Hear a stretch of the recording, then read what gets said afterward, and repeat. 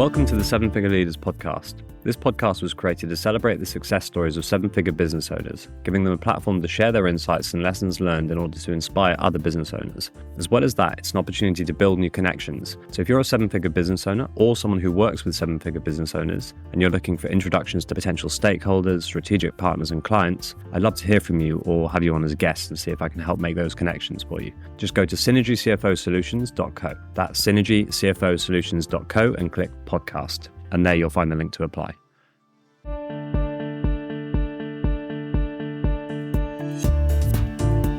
So today we have Dale Shephard. Dale is a Chief Revenue Officer. Welcome, Dale.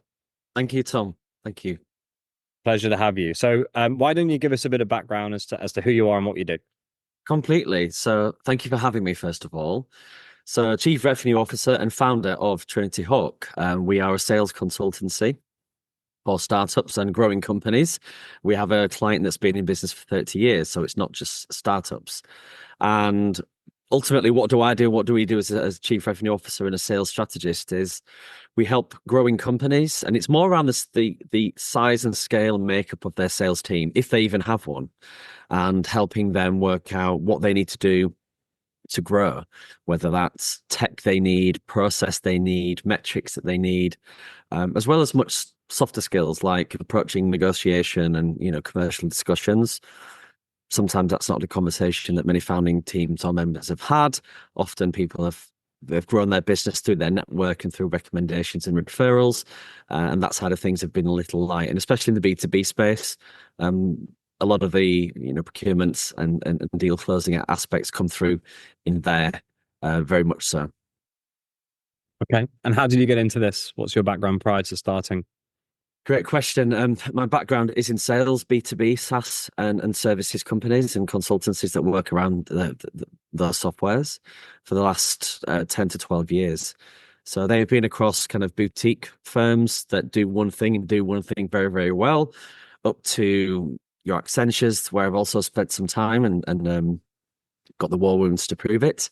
And I've also spent time client side as well. So it's been a purposeful journey to understand, I guess, the customer journey from an SI point of view, from a technology and a vendor perspective as well. So I'm ex-delivery and then moving and taking all those skills and expertise and I guess competence as well into the sales space. So I'm having these conversations with CTOs or HRDs around what a project or embarking on some sort of technology enterprise transformation may look like. Again, I can talk from first-hand experience, and that seemed to serve me quite well.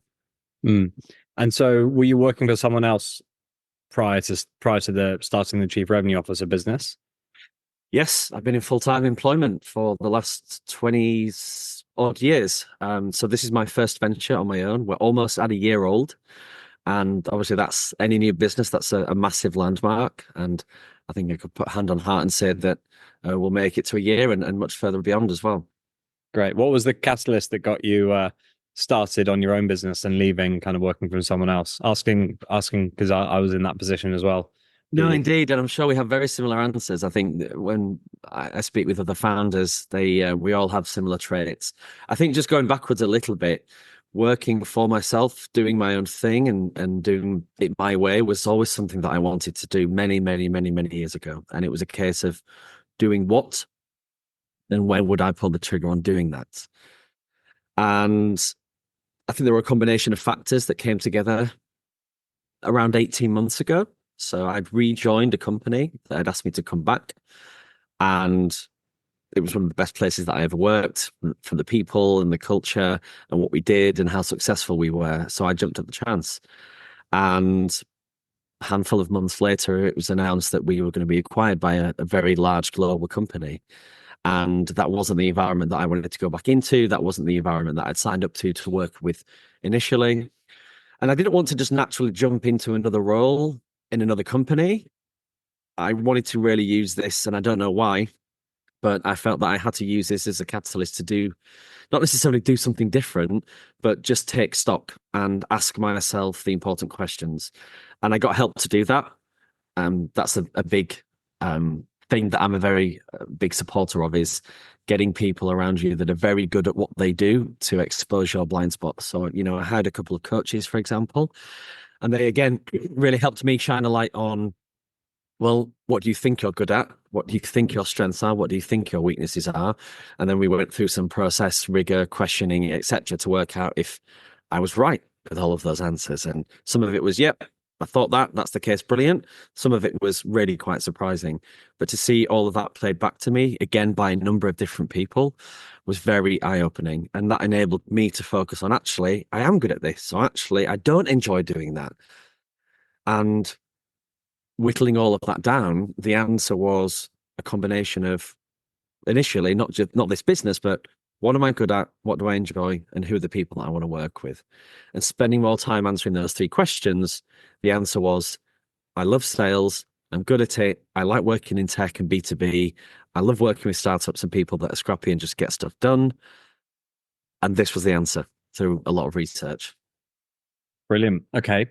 So for anyone who's listening, who's wondering what the difference between a CRO is, or a chief revenue officer, so what you're doing, and a salesperson or head of sales or sales manager, what is the difference? Completely. I think two main ways. One of them, I guess, is where that person sits in the company. So a CRO sits on the C-suite, as you would probably gather by the title, and it's a relatively new posting. CSOs, or chief sales officers, not security officers, which are a bit more prevalent, are also quite new. I think before, sales roles sat on the C-suite and were typically more operational. By definition, they would sit maybe into a COO. They may sit alongside a CMO, excuse me, but the main difference is that the switch in revenue from sales is that it's not just around the transactional, where are the numbers, how are we doing from a process perspective. It's a little bit more strategic and thinking about, well, how do we make money, i.e., how do we bring in revenue as a business? Mm-hmm. And that isn't just, Gemma, account executive in the field doing her job. That's why customer success typically and should sit under a CRO as well, because hopefully we all know that the cheapest way to sign additional business is with your existing customer base. And CSMs and that CS work stream and function is so important. And thus the working together with the sales team is very important, because that has to be an absolutely seamless transition as well. But depending on what you're selling, there may be other people that your customers work with. Again, from a services perspective, they may have delivery folk. If the technology that's being sold is again enterprise wide, that's usually not okay, you're live Monday, hand over to your CSM. There may be again a project that's involved. So that's when delivery starts to come in, and by no means does delivery sit under a CRO's remit. But again, from my perspective, also being an ex-delivery person, that the synergies between those two areas are super important. Okay. So perhaps if we dive into some examples, that'll make it really clear. So why don't you give us an example of kind of, let's say, your ideal client or someone you've worked with where, they were just kind of your perfect client. Yeah. So what problem did they come to you with, and then how does the conversation progress, and then what did you do for them? Completely. The conversation tends to be a very similar one, more often than not. And it's, we want to grow, but we don't know how. Now, as I mentioned before, a lot of customers that I work with don't have a sales team, or again, they've grown organically over the last few years, or in one of my clients' cases, 30 years, by letting things tick over, being uber responsive, attending events, leveraging their network, etc. But that will at some point run its course and not give you that exponential growth that's needed. And again, when I say needed, let's just think about what that means. Why are these people all of a sudden out of nowhere going, okay, we need to grow? And there could be a couple of reasons for that. One is that they're realizing that their network and their referrals are plateauing their growth and their business, or that they feel that they're mature enough as a business from a product and a service perspective, as well as just the team itself, to go out to market and start to be more public with what they're doing and bring in and work with customers and prospects that don't know who they are today, that may know who they are tomorrow, and they want that challenge. But most founding teams, depending on what they do, are either consultancy or delivery based. If they're services, potentially they're just doing what they did before on their own, or they're tech people and they're product people and they have an awesome idea and they want to go to market and they really believe in this, but their background isn't my background and what I've done before. So again, they can sit in front of people and talk all day about this product and how it's an incredible idea. But at some point, especially again in the B2B space, there are going to arise some very challenging discussions around end-to-end service offerings, how the commercial model might look, and a number of other levers that may be important to these prospects that a founder I may work with has never really thought about, and deals will get more and more complex. Mm-hmm. And so, can you give an example of an actual client on a no names basis of the journey you took them through? Excuse me. Yeah, so one of my clients approached me at the start of this year, at the start of 2024. Again, I was kind of talking with them in mind. So everything that I just mentioned. So what did they do? What did they actually, or what sector was it in? Gotcha. So they're a consultancy within HR SaaS. HR. Okay. And so they came to you and said, we're not growing fast enough. We plateaued for those reasons that you talked about. Exactly. With the networking events, and we want to basically find another level of growth.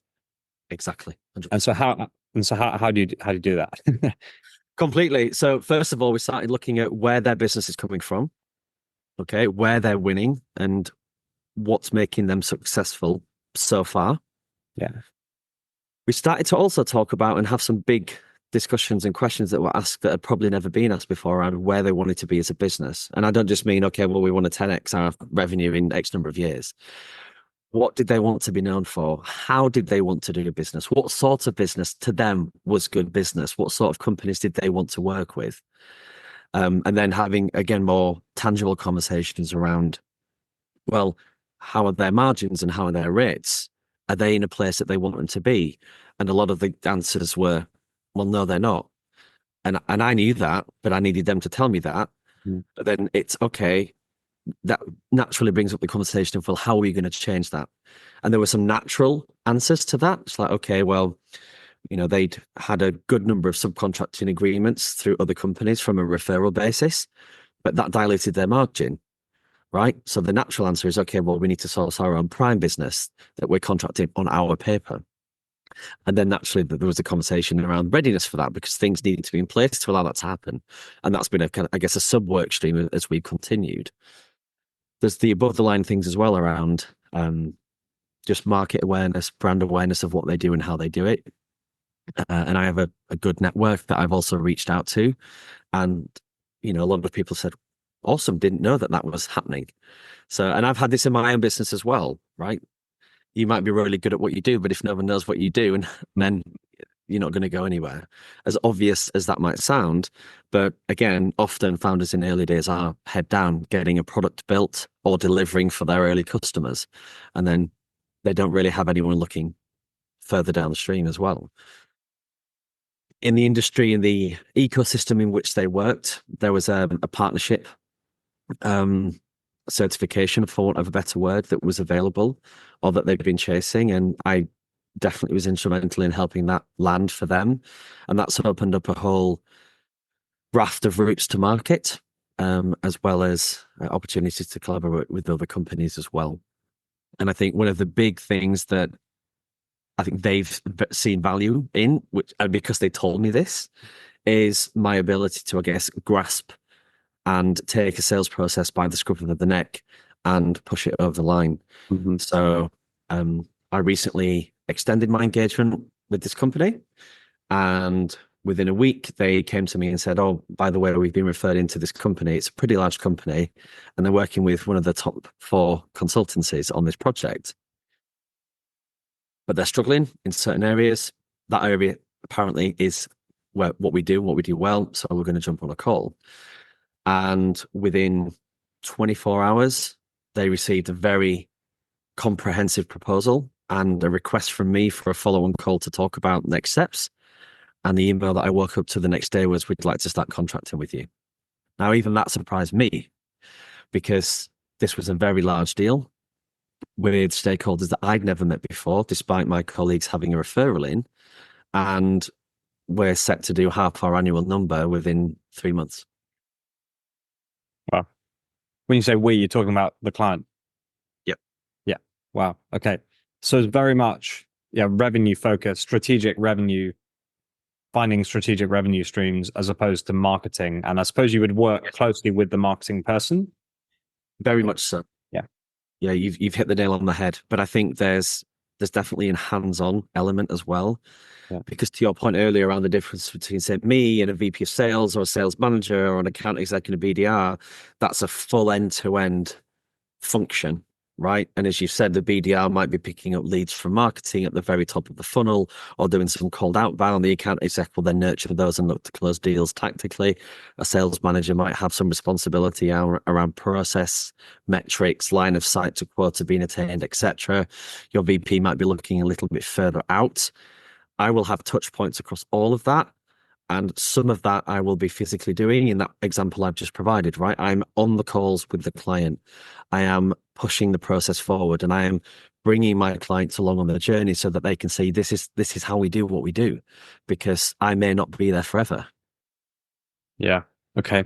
And so what are kind of the biggest, you could say biggest mistakes, but I suppose, what's the lowest hanging fruit you generally see with your prospects or your clients that anyone listening to this can kind of just potentially tap into? Great question. Thank you for asking it. I think it's around deal management, right? So one of them is being in control of the deal and actually driving it. And again, if this sounds obvious to somebody, apologies, but I think there might be a few people out there that it doesn't. So if you have an initial call or you've had your initial call and you're having a discovery call following on with the right people to really get under the covers of what does this client need, where are their challenges, etc., etc. You need to take a hold of what's happening next. Okay, I've seen some people send emails out with maybe a proposal or answering some questions and gone, there you go, thanks very much. There's no call to action, even in competitive situations. Buyers don't always know how to buy, so they need their hand holding. Mm-hmm. And if you make it easy, clear, and directly correlated to the challenges and opportunities that they've explicitly articulated to you, then it makes it super easy. And it doesn't feel like a sales process. It just feels like a mini project, the end of which happens to be a paper is signed, and then other things happen. Alongside that is the commercial aspect as well. So there's a few things here. There's knowing your own value, and that's a bit of research around, I guess, market analysis and competitive analysis. But understanding what you need to understand first before you start having those pricing discussions. I've seen people before where they've led with pricing, gone into discovery, worked out things are different to what they may have assumed incorrectly. And then the price may need to be adjusted, but the customer's already tied themselves to what you mentioned 3 weeks ago, and they told their CFO, and that's all they can afford right now. So you're stuck between a rock and a hard place because you've uncovered that they need B, but you've only priced them for A, and you have to get out of that. And then that doesn't become a value conversation anymore. It's okay, well, what can we take out? Well, the customer doesn't want to take anything out, and you don't want to, crush your margin, and that's a conversation that you don't really want to have. Yeah. Deal management, deal process, and running the deal. So you should be in charge and knowing what's happening and guiding the customer and being a little smarter around how and when you have the commercial discussions. And again, it's not, I was about to say, it's not just price. It isn't price, it's value. Mm-hmm. If you lead with a price, the sales process becomes convincing somebody to write a check for the price you gave them. It's not, how do we deliver this so you can start to get the results and the benefits and the value that we've already both discussed that you will get from doing this, because you've very clearly uncovered the requirements properly. Definitely. Yeah, very helpful and definitely something we can all implement or listen to and take note from. So for anyone kind of listening to this and who thinks, well, I need to speak to Dale, what we'll do is we'll put a link to your website and LinkedIn in the show notes. Is there anything else that you want to share with the audience? Thank you for doing that, by the way. Yeah, reach out to me on LinkedIn, my email and phone number or my contact information. People don't tend to do that, but again, path of least resistance. So get a hold of me however is easiest.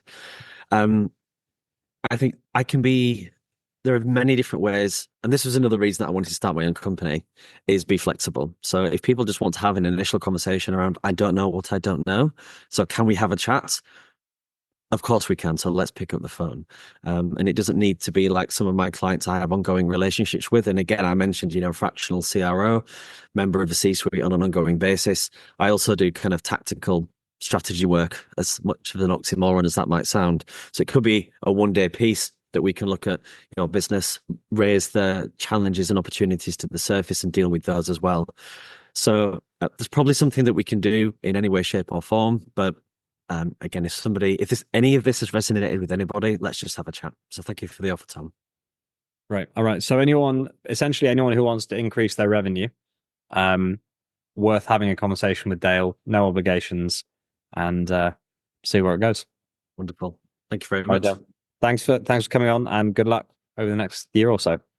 Thank you, Tom. See you soon. Cheers. Thanks for listening. As I mentioned at the beginning of the episode, this podcast was created to celebrate the success stories of seven-figure business owners, giving them a platform to share their insights and lessons learned in order to inspire other business owners. As well as that, it's an opportunity to build new connections. So if you're a seven-figure business owner or someone who works with seven-figure business owners and you're looking for introductions to potential stakeholders, strategic partners and clients, I'd love to hear from you or have you on as a guest and see if I can help make those connections for you. Just go to synergycfosolutions.co. That's synergycfosolutions.co and click podcast. On that page, you'll find the link to apply.